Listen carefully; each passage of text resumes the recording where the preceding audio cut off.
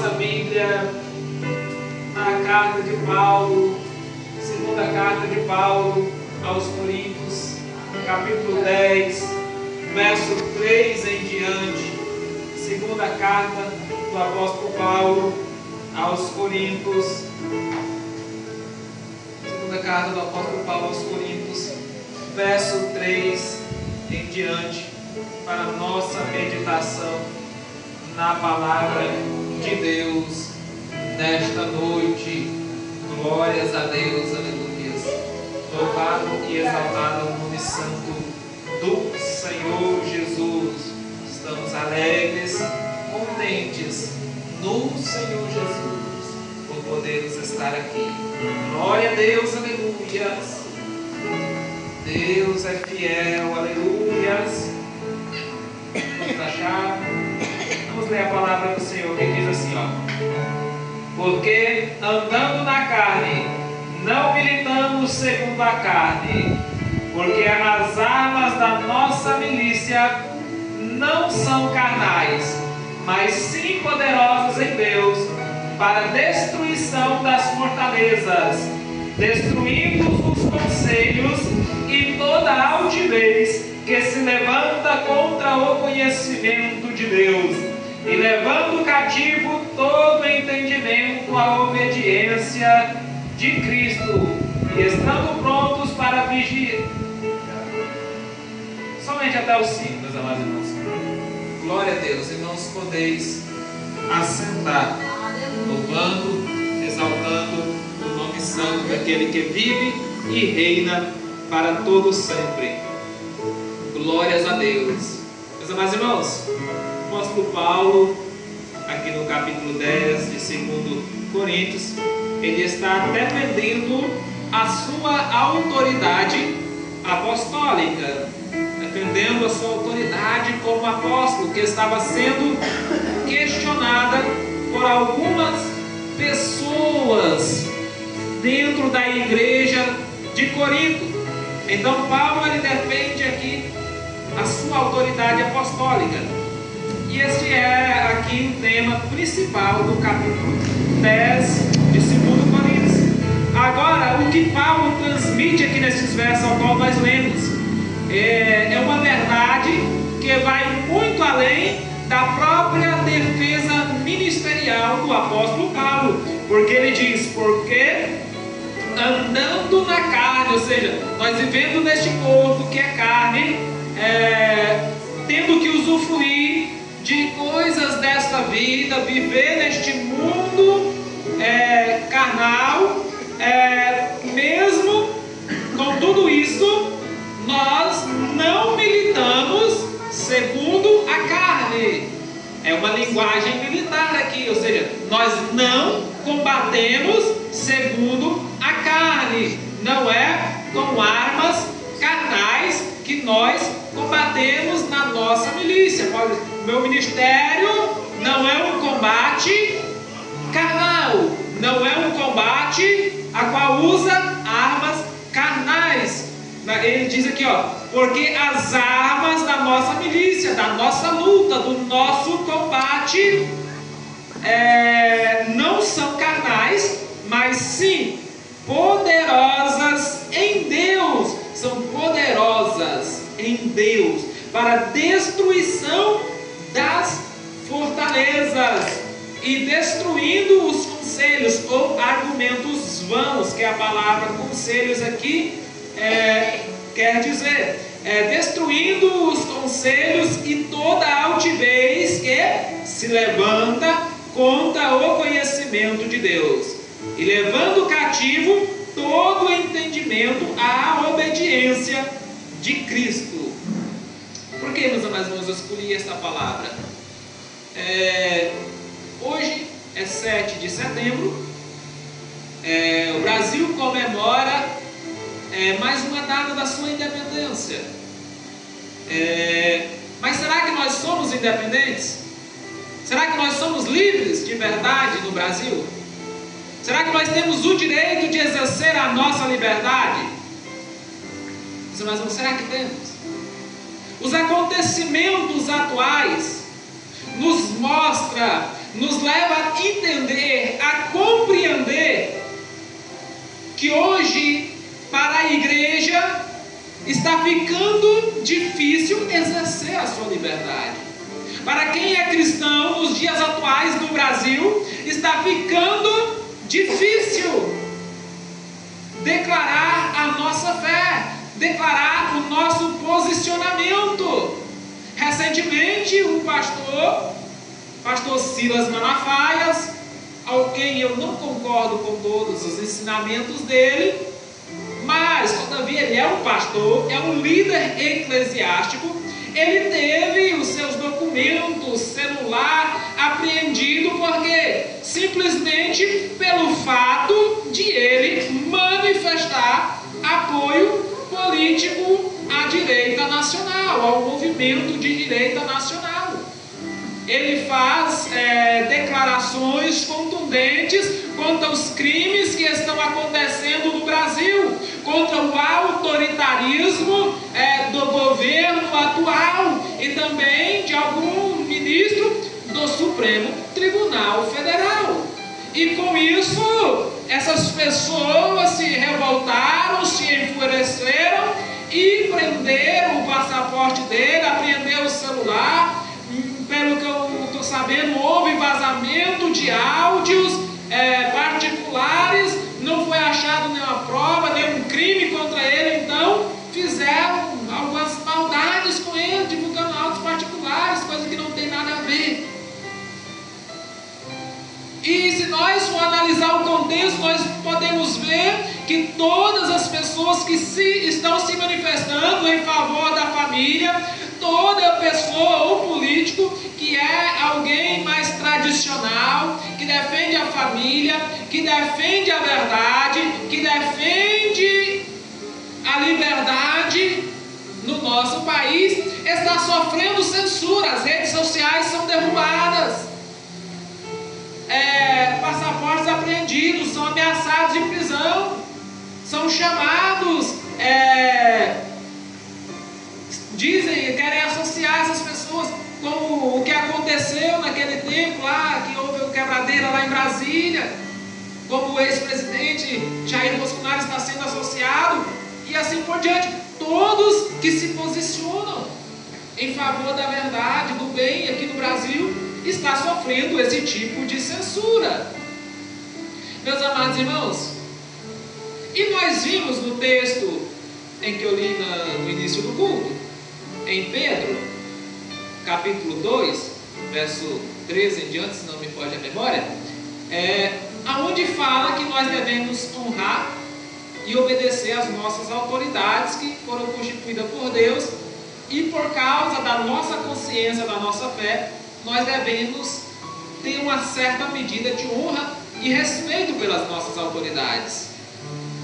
Agora, meus amados irmãos, como diz um certo comentador, quando essas autoridades elas usurpam o seu poder legal, quando elas começam a exercer autoritarismo para com o povo, querendo obrigar o povo a confessar coisas que não se devem, especialmente, particularmente a igreja, querendo levar-nos a viver uma vida contrária aos padrões de Deus, querendo levar-nos a tomar o certo como o errado e o errado como o certo, como está acontecendo. Eles querem que nós digamos que aquilo que é errado está certo e o que é certo é errado. É o que eles querem. Então, como diz um certo comentador, quando isso acontece, vale o que Jesus disse. O que Jesus disse? Jesus disse: dai a César o que é de César e a Deus o que é de Deus. Ou seja, nós podemos fazer como Sadraque, Mesaque e Abednego. Vou falar o nome que é mais conhecido, né? Ananias, Azarias e Misael, os nomes verdadeiros, os nomes babilônicos, Sadraque, Mesaque e Abednego. Ó rei, nós estamos prontos para te obedecer em tudo, mas adorar a imagem não. Ou seja, nós devemos tomar a posição da nossa fé. Nós devemos ser pela verdade.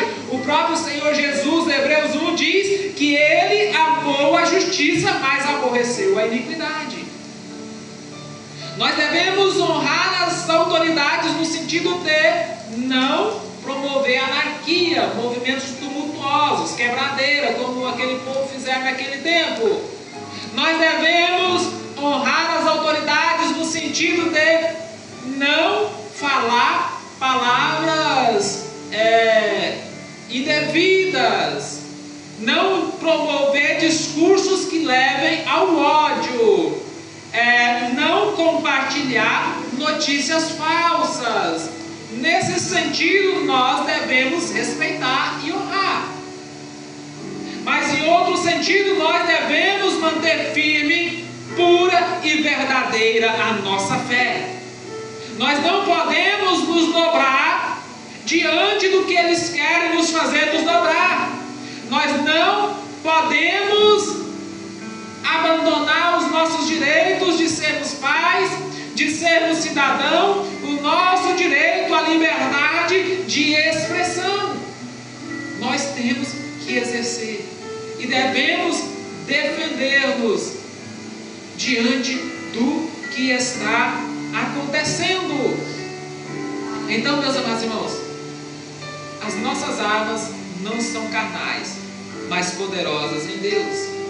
E eu queria dar um título para esta mensagem nesta noite, fazendo memória ao que a nação de Israel viveu no tempo do cativeiro babilônico. Porque o que está acontecendo se encaminha para algo muito semelhante ao que aconteceu com eles. Então eu quero dar um título para esta mensagem: o cativeiro babilônico no Brasil. Meus amados irmãos, quando o povo de Deus, no tempo de Israel, sofreram o cativeiro por causa das atitudes erradas que tomaram, quando eles ainda eram livres do reino de Judá, eles praticaram idolatria, deixaram de amar o próximo, fizeram muitas coisas erradas e foram para o cativeiro. E quando eles entraram no cativeiro, as autoridades daquele lugar queriam sujeitá-los a se dobrar diante dos falsos deuses. Queria, como no caso de Daniel, forçar a parar de orar, de clamar a Deus. Ou como no tempo de Esther, queria exterminar totalmente o povo de Deus. Agora, meus amados irmãos, nós podemos olhar para um tempo atrás, nas eleições presidenciais passadas, que houve muita confusão naquela época. Houve muita gente dentro da igreja compartilhando notícias falsas. Houve muita gente dentro da igreja lutando com armas carnais, com ativismo. Houve muita gente dentro da igreja com profecias falsas. Houve muita gente dentro da igreja produzindo discurso de ódio. Chegavam a dizer que o Lula era o próprio diabo, embora ele pratique as obras do diabo, assim como nós já praticou quando nós não éramos servos de Cristo. Mesma coisa que ele pratica hoje, nós já praticou no outro tempo. Então, ele não é o diabo, embora ele faça as obras do diabo, embora ele goste de fazer aquilo que agrada ao diabo, mas ele não é o diabo. E isso acontecia no tempo das eleições.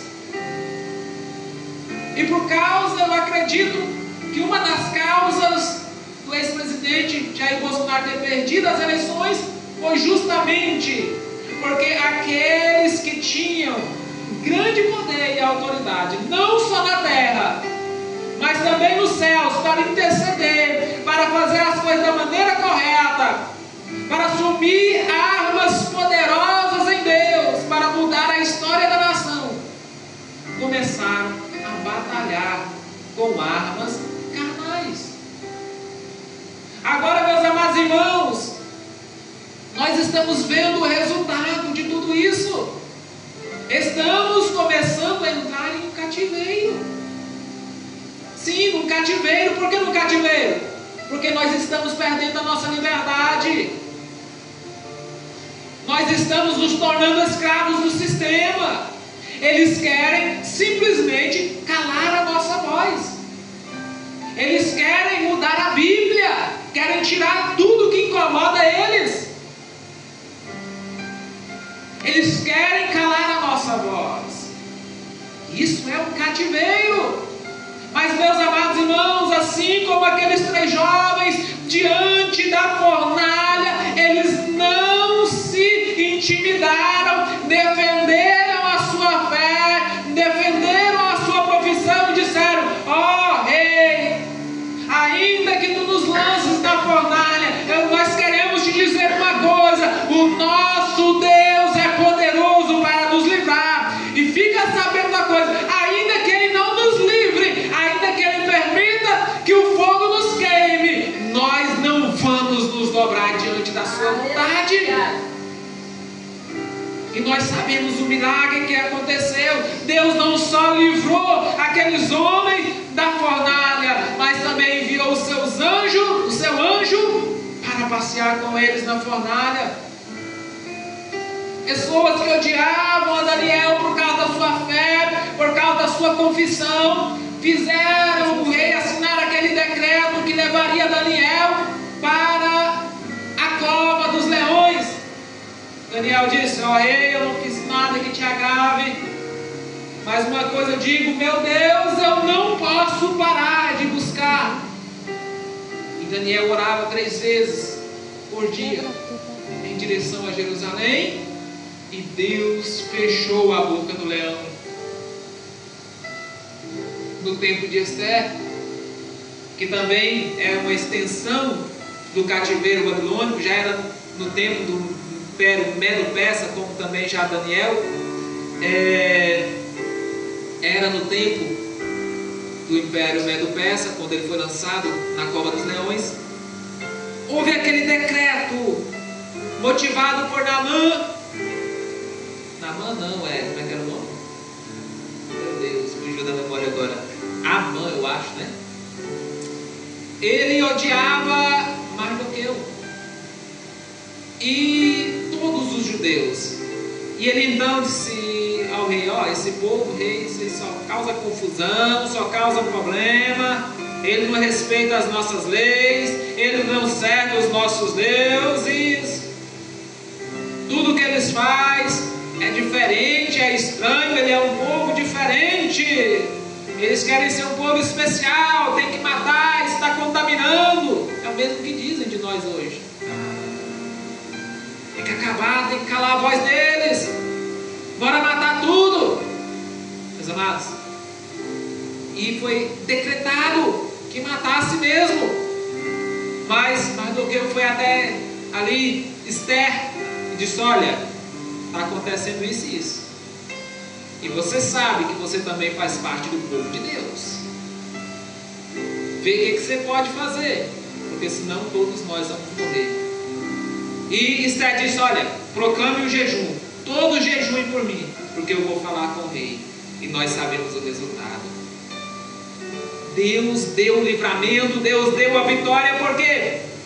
Porque aqueles 3 jovens na fornalha, Daniel e Esther, mas o povo de Deus naquela época, não tomaram armas carnais, mas defenderam fielmente a sua fé, usando as armas poderosas em Deus, a qual nós temos para combater o reino de Satanás, a qual nós podemos usar para o progresso da igreja, para o bem de nossa família, para o bem da sociedade, para o bem da nossa nação. Eu estava olhando hoje os perfis de algumas pessoas que estavam mostrando ali os movimentos em favor da democracia, da liberdade. Hoje, no 7 de setembro, o governador de São Paulo, a Michele Bolsonaro, que foi a primeira dama no tempo de Bolsonaro, esposa do Bolsonaro, e outras pessoas. Nós podemos analisar que o coração hoje deste povo está mais aquebrantado do que naquele tempo passado, há uns anos atrás, 2 anos atrás, eu acho, 3, está mais aquebrantado. E se isso for certo, se este povo compreender, se a nação brasileira compreender, se o povo de Deus compreender que a nossa luta não é contra carne e sangue, mas sim contra principados e potestades do ar das trevas, que as nossas armas não são carnais, mas sim poderosas em Deus. Se nós aprendermos a usar as nossas armas, meus amados irmãos, Deus pode mudar a história, Deus pode fazer um milagre nesta nação, Deus pode agir em nosso favor, Deus pode trazer um governante justo para nos governar. Ano que vem é ano de eleições presidenciais e nós teremos que escolher um novo governante, ainda que talvez eles não deixem o Bolsonaro se candidatar, mas Deus é fiel, Deus é poderoso para levantar outro que pode chegar lá e defender a nossa causa. Aleluia. Agora, qual é as armas que nós vamos usar? As carnais ou as espirituais? Meus amados irmãos, Paulo, em alguns lugares, ele cita quais são as armas da nossa milícia, mas o lugar mais completo é Efésios, capítulo 6, onde ele fala da armadura do cristão. Ele fala da armadura do cristão, dizendo da nossa milícia não ser contra a carne e sangue. Ou seja, os políticos, as autoridades que estão aí tentando nos calar, eles são motivados por uma força maior, pelo inimigo de nossas almas, que os enfurece contra nós. E nós podemos nos vestir das armaduras de Deus, que são poderosas em Deus, para nos garantir a vitória. E alguns acessórios dessa armadura chamam-nos a atenção. Dentre eles, as sandálias da preparação do Evangelho da paz. Ou seja, nós devemos, meus amados irmãos, estar calçados da prontidão. Preparação no original quer dizer prontidão do Evangelho da paz. O Evangelho da paz tem que ser para nós como um calçado que nos calça, nos prepara para a marcha da fé, para a marcha espiritual, para a luta, para o combate, para que os nossos pés não sejam feridos com os espinhos desta vida, para que não criem os calos de andar nos pedregais que lançam diante de nós. As sandálias da evangelização, do Evangelho. Agora, outra arma mencionada por Paulo é a espada do Espírito, que é a palavra de Deus. Glória a Deus, aleluia, louvado é o nome santo do Senhor. A espada do Espírito, que é a palavra de Deus. Meus amados irmãos, Pedro, ele diz assim, estejais sempre prontos para dar razão da fé de vocês, quando ela for pedida por alguém, com toda a paciência, bondade, meus amados irmãos, e amor. É o que Pedro diz, ele nos ensina. Ou seja, nós devemos ter conhecimento da palavra de Deus.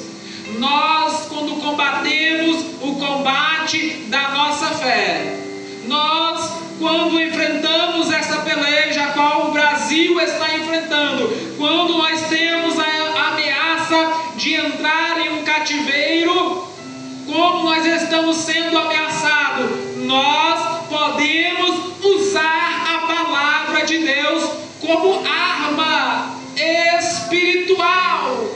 Meus amados irmãos, para nós ter ideia, a palavra de Deus ela é a espada do Espírito.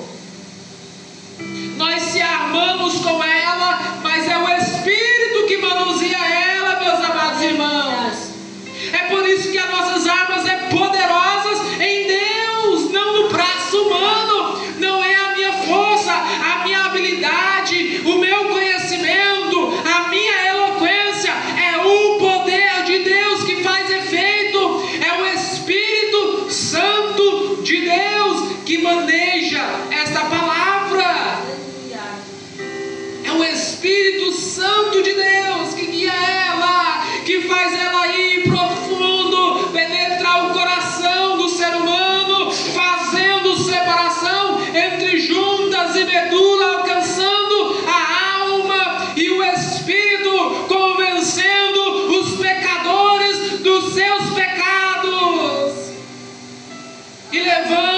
se converter a Cristo. É a palavra de Deus que tem esse poder, meus amados irmãos. É ela que pode transformar vidas. É ela que transformou as nossas vidas. É ela que nos encaminhou para o reino de Deus. É ela que tem poder para mudar o curso desta nação. Sabe por quê, meus amados irmãos? Nós somos uma nação que se diz, entre aspas, democrática. Mas, meus amados irmãos, com a palavra de Deus, se nós pregar fielmente a palavra de Deus, a mensagem do Evangelho, que como Paulo em Romanos capítulo 1, verso 16, não me foge a memória, ele diz que a mensagem do Evangelho é poder de Deus para a salvação de todo aquele que crê. É poder, meus amados irmãos, a mensagem, a palavra de Deus, a mensagem do Evangelho para todo aquele que crê. Se nós pregar fielmente essa palavra, se a igreja brasileira largar de meninice, largar das profetadas, das profecias que nunca se cumprem, se voltar para a palavra de Deus, pregando fielmente essa mensagem do Evangelho para salvar, para transformar, para libertar os cativos, vidas serão transformadas, pessoas terão os olhos abertos, porque Paulo diz, segundo Coríntios capítulo 4, verso 4, que o Deus deste século cegou o entendimento dos incrédulos para que não lhe resplandeça a luz do Evangelho.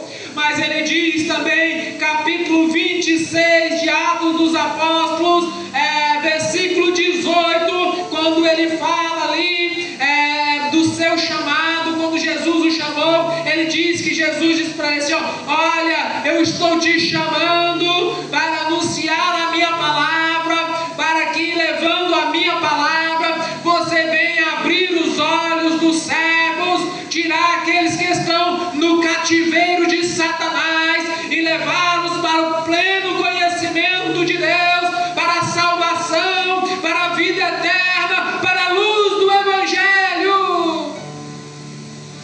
Não tem diabo que possa cegar o entendimento, meus amados irmãos, daqueles aonde chega a mensagem do Evangelho.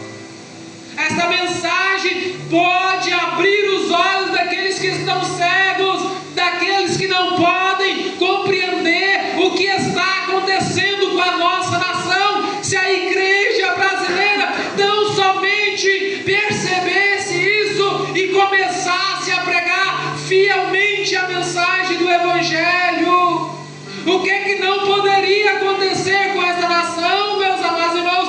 Que avivamento não poderia acontecer nesta nação? Quantas almas transformadas, quantas vidas salvas, meus amados irmãos. Atos dos Apóstolos, capítulo 2, 120 pessoas orando, 120 orando, buscando a Deus, quando o Espírito Santo veio sobre eles, abalou a cidade onde eles estavam, houve um grande alvoroço, e eles saíram dali pregando o Evangelho em todo mundo, e aonde eles passavam, eles viravam o mundo de cabeça para baixo, porque havia poder na vida deles. E nós temos hoje a palavra de Deus, que é viva, poderosa, ela é dunamis. A mensagem do Evangelho é dunamis, a palavra grega para poder, que é o mesmo que se originou a palavra dinamite, para vocês terem uma dimensão do poder do Evangelho. É tão poderoso como uma dinamite que explode uma rocha, ela pode detonar qualquer coração de pedra, para salvar, para libertar, para transformar, meus amados irmãos, para trazer avivamento. Agora olha a nossa volta aquele parente, aquele amigo, aquele vizinho de coração duro. Olha lá para cima, para o Congresso, aqueles políticos corruptos. A palavra de Deus pode mudar situações. Pode mobilizar corações. Basta que a igreja seja fiel no seu chamado para pregar a mensagem do Evangelho. Paulo conclui as armaduras lá de Efésios 6, no verso 18, dizendo: orando em todo tempo, com toda súplica, com todos os clamores, vigiando em todo tempo, suplicando por todos os santos em todos os lugares. Mais ou menos assim. Acho que talvez eu errei alguma coisinha, mas é mais ou menos por aí. Glória a Deus, aleluias. Meus amados irmãos, oração. Ele fecha a armadura de Deus mencionando a oração. A oração, meus amados irmãos, ela dá poder ao crente. A oração, ela dá poder para a igreja. Foi a oração que trouxe o avivamento, que trouxe o poder do Espírito. Atos 2. Eles estavam orando 10 dias em oração, orando, e o Espírito veio, deu poder para eles fazerem o que eles fizeram. 120, abalaram o mundo, proclamar este evangelho que até hoje prevalece. Oração. Pedro preso, Tiago tinha sido morto, a igreja orando. Deus envia os anjos, vai lá, pega Pedro, tira da prisão. O milagre foi tão grande que até os irmãos que estavam orando se admiraram. Mas é verdade mesmo? É ele mesmo que está aí? Vamos conferir se é ele. É Pedro mesmo. Deus tem poder. A igreja sendo perseguida, Atos 4, pelas autoridades da época, sendo perseguida. Disseram para Pedro: cala, não fala mais desse Jesus, senão o negócio vai ficar feio para vocês. Calem a boca de vocês. Foram lá para onde estava a igreja. Os irmãos, nos ameaçaram, mas vamos orar e Deus vai dar poder. Oraram. A Bíblia diz que moveu-se o lugar em que eles estavam reunidos, e todos foram cheios do poder de Deus e anunciavam com coragem a palavra de Deus.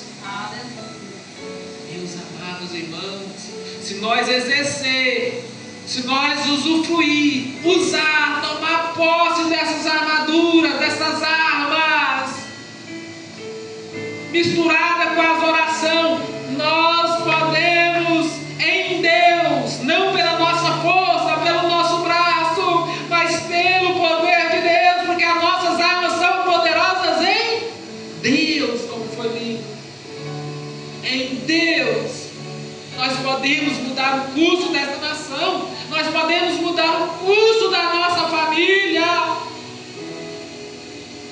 da vizinhança.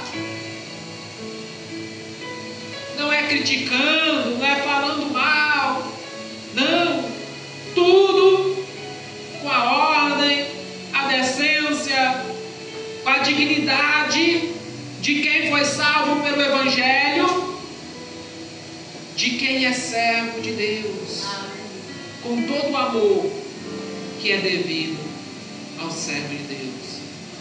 Vamos orar pela nossa nação, pelas nossas igrejas, não só pela nossa aqui onde congregamos, mas pela igreja do Senhor Jesus nessa nação e em todo o mundo. Vamos orar para Deus trazer um avivamento, um despertamento, para Deus levantar pessoas que sabem militar a boa milícia, que sabem combater o bom combate da fé, como foi cantado nesta noite, né? Foi cantado nesta noite. O hino que o irmão Marcelo cantou. Não é mesmo o hino? Fugiu agora da memória. Pela fé que uma vez me foi dada, para seguir o Cordeiro de Deus, pela graça de Deus enviada, andarei com valor para os céus. Quero andar de valor em valor, seguir a Jesus, meu Senhor, até que um dia receba no céu a coroa que me dará Deus. Em Jesus eu farei 1000 proezas. Veja como é lindo, meus amados irmãos. Só não é mais lindo porque eu não canto muito bem, mas se eu cantasse melhor, ficava mais lindo ainda. Mas louvado seja Deus, meus amados irmãos.